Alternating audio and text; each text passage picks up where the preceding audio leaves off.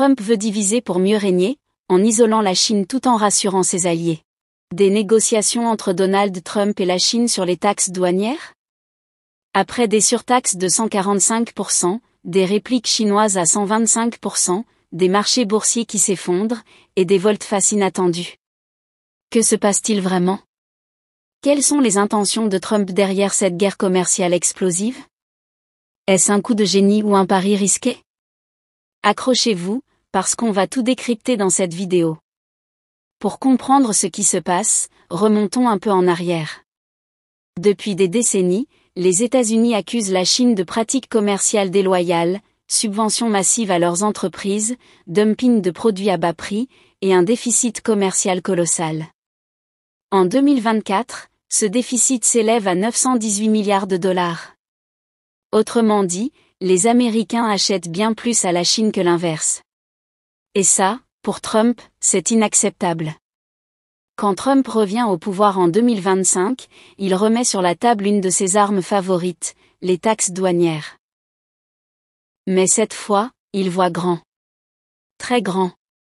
Dès mars 2025, il impose des taxes de 25% sur le Canada et le Mexique, et surtout, des surtaxes massives sur la Chine, jusqu'à 145% sur certains produits. La Chine riposte immédiatement avec des taxes de 125% sur les produits américains. C'est l'escalade. Mais pourquoi Trump s'acharne-t-il sur la Chine? Est-ce juste une question d'argent, ou y a-t-il plus en jeu? Spoiler, c'est bien plus complexe que ça. Trump veut redessiner l'économie mondiale, et il est prêt à tout pour y arriver. Alors, quelles sont les véritables intentions de Trump? On peut les diviser en 4 grands objectifs. Écoutez bien, parce que c'est là que ça devient fascinant. 1. Réindustrialiser l'Amérique. Premièrement, Trump veut ramener les emplois et les usines aux États-Unis. Il l'a répété pendant sa campagne, Make America Great Again, ça passe par une industrie forte. En taxant lourdement les produits chinois, il espère rendre les importations si chères que les entreprises américaines et même étrangères choisiront de produire aux USA. Il a dit sur Truth Social, les emplois et les usines reviendront en force dans notre pays. Mais est-ce réaliste? On y reviendra. Deuxièmement, Trump veut équilibrer la balance commerciale. Il estime que la Chine pille l'économie américaine depuis trop longtemps. En imposant des taxes, il espère décourager les importations chinoises et encourager les exportations américaines. Mais attention, les taxes augmentent aussi les prix pour les consommateurs américains. Un pari risqué? Non. Troisièmement, Trump utilise les taxes comme un levier pour pousser la Chine à la table des négociations. En avril 2025, il menace de taxes supplémentaires de 50% si Pékin ne retire pas ses mesures de rétorsion. Et surprise, après des mois d'escalade, il annonce une pause de 90 jours sur les surtaxes pour 75 pays, sauf la Chine. Son ministre des Finances, Scott Bess, explique. C'était la stratégie depuis le début.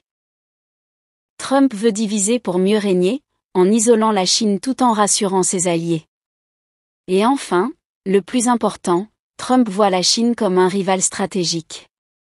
Économiquement, militairement, technologiquement. En taxant les produits chinois, il veut freiner leur croissance et renforcer la position des États-Unis comme superpuissance dominante. Certains analystes parlent même d'une nouvelle guerre froide. Rien que ça. Mais attention, ce plan n'est pas sans faille. Trump mise sur une économie mondiale qui pliera sous la pression. Mais la Chine n'est pas du genre à se laisser faire. Et si ce bras de fer tournait au fiasco? Chapitre 3. La réaction de la Chine et du monde, une escalade incontrôlable? Pendant que Trump agite son bâton douanier, la Chine riposte avec force. Dès que les taxes américaines entrent en vigueur, Pékin impose des surtaxes de 34%, puis 84%, et même 125% sur les produits américains. Le ministère chinois du Commerce déclare. Astérisque, nous combattrons jusqu'au bout. Astérisque, et il ne plaisante pas, la Chine saisit l'Organisation mondiale du commerce, OMC, et renforce ses liens avec l'UE, le Japon, et même le Vietnam. Mais la Chine n'est pas la seule à réagir. L'Union européenne, taxée à 20%, cherche une solution négociée. Ursula von der Leyen déclare « Il n'est pas trop tard pour négocier, le Canada et le Mexique imposent des contre-mesures. » Et les bourses mondiales ? Elles plongent. Wall Street chute de 6%, Hong Kong de 13% et Tokyo de 7,8%. Le monde retient son souffle. Et puis, coup de théâtre. Le 9 avril 2025, Trump annonce une pause de 90 jours sur les surtaxes, sauf pour la Chine, qu'il taxe désormais à 125%. Mais 2 semaines plus tard, il fait marche arrière, admettant que les taxes de 145% étaient trop élevées et promettant une baisse substantielle. Les marchés respirent, mais la question demeure, Trump est-il en train de gagner, ou de perdre le contrôle ? Chapitre 4. Les enjeux et les risques qui va gagner ? Alors, où tout ça nous mène ? Les intentions de Trump sont claires, mais les conséquences sont floues. Voici les enjeux majeurs. 1. L'inflation aux USA. Les taxes douanières augmentent les prix des produits importés. Pour les Américains, ça veut dire des smartphones, des vêtements, et même des voitures plus chères. La Fédération nationale du commerce de détail prévient, les consommateurs vont payer le prix. Trump a promis d'améliorer le pouvoir d'achat, mais pour l'instant, l'inflation fait grincer des dents. 2. La réaction des alliés. En isolant la Chine, Trump risque d'aliéner ses alliés. L'UE, le Japon, et la Corée du Sud veulent négocier, mais ils n'apprécient pas d'être pris en otage dans cette guerre commerciale. Jacques Attali, sur BFM TV, avertit, Trump veut diviser l'Europe. Si les alliés se tournent vers la Chine, le plan de Trump pourrait s'effondrer. 3. L'économie mondiale. Une guerre commerciale prolongée pourrait déclencher une récession mondiale. Les experts parlent de stagflation, une combinaison toxique de faible croissance et d'inflation élevée. La Chine, malgré ses contre-mesures, reste dépendante des exportations. Mais les USA ne sont pas à l'abri non plus. Et pourtant, il y a de l'espoir. En mai 2025, Trump annonce des progrès majeurs dans les négociations à Genève avec la Chine. Une remise à zéro serait en vue, avec une suspension temporaire des surtaxes. Mais Pékin exige des concessions réciproques. Le suspense reste entier. Alors, que faut-il retenir ? Trump joue un jeu dangereux mais calculé. Il veut réindustrialiser l'Amérique, réduire le déficit commercial, forcer la Chine à négocier, et affaiblir son rival géopolitique. Mais à quel prix ?